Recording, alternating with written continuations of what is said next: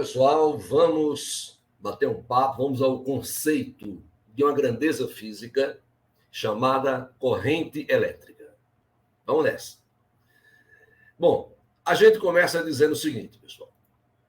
Ó, vamos nessa.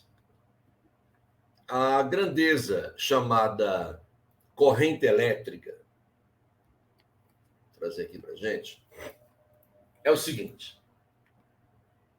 Primeiro, nós vamos ter que ter um conceito de física, que é o seguinte. Imagine que essas linhas representam um campo elétrico, por acaso, um campo uniforme.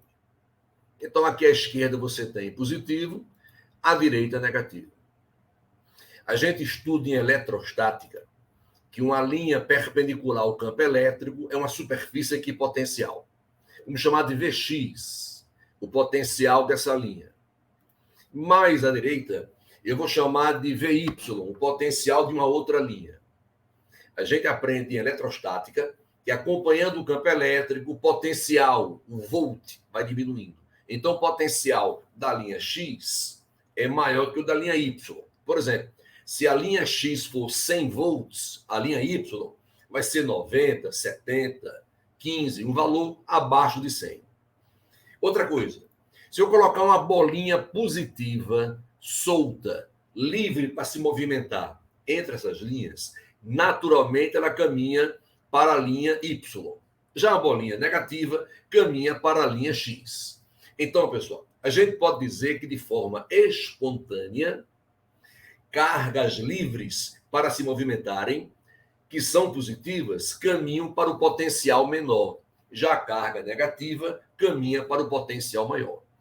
Esse é o ponto, eu diria, mais importante de eletrostática que você tem que trazer para a eletrodinâmica. Então, vejamos. Imagine que eu tivesse um pedaço de fio. Eu peguei um pedacinho de fio, qualquer pedacinho de fio, como esse aqui, ó. Peguei um pedacinho de fio, cortei e coloquei no meu super microscópio. É tão potente o meu microscópio que dá para ver os átomos, os elétrons. Vamos supor que fosse possível.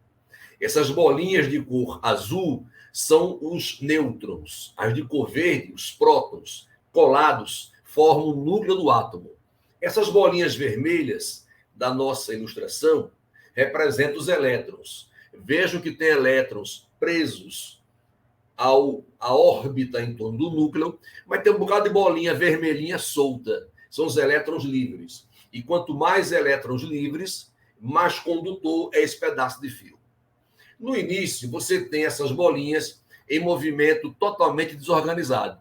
Porque esse fio não está ligado em nada. Está lá em cima da mesa, 0 volt. Agora, se eu pegar esse mesmo pedaço de fio, de um lado eu deixo 0 volt e o outro eu coloco 12, por exemplo, aí os elétrons, que são cargas negativas, naturalmente caminham para o potencial maior.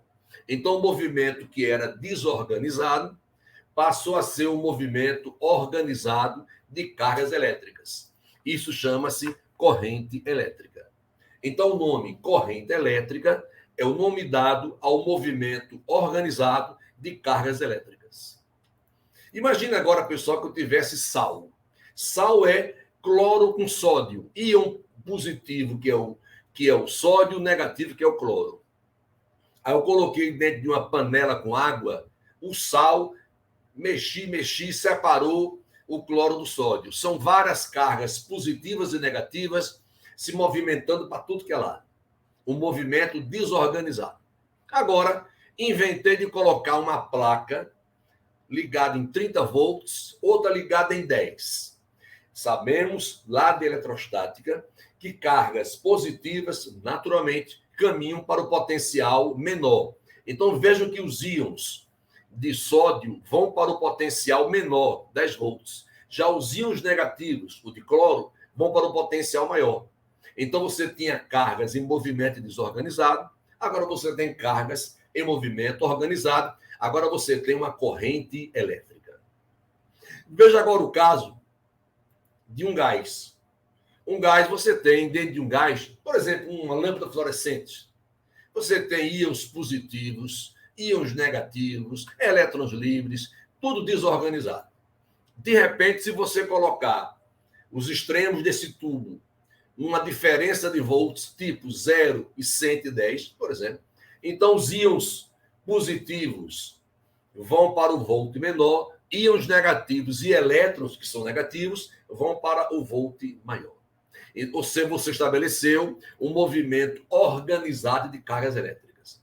Resultado, minha gente, a gente pode dizer que sejam condutores sólidos, líquidos ou gasosos, não importa, podem ser elétrons livres, íons ou os dois, carga elétrica em movimento organizado, chama-se corrente elétrica. E mais uma coisinha, pessoal. A corrente elétrica provoca o quê? Bom, ela provoca choque na gente, causa contrações musculares. Isso é bom ou isso é ruim? Normalmente é ruim. Eu vou mexer na tomada, levei um choque, posso até morrer. Mas às vezes é bom. Meu coração está parando de bater, o médico vem, bota 2 plaquinhas, dá um choquezinho em mim, a minha musculatura cardíaca voltar a funcionar. Aí é coisa boa.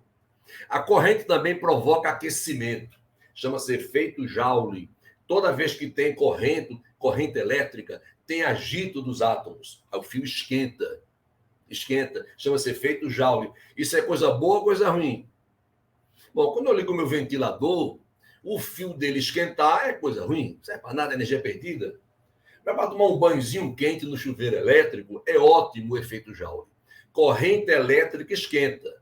Isso pode ser bom, isso pode ser ruim, depende do contexto. E a corrente também provoca magnetismo. Sempre que tem corrente elétrica, existe um campo magnético em volta desse condutor.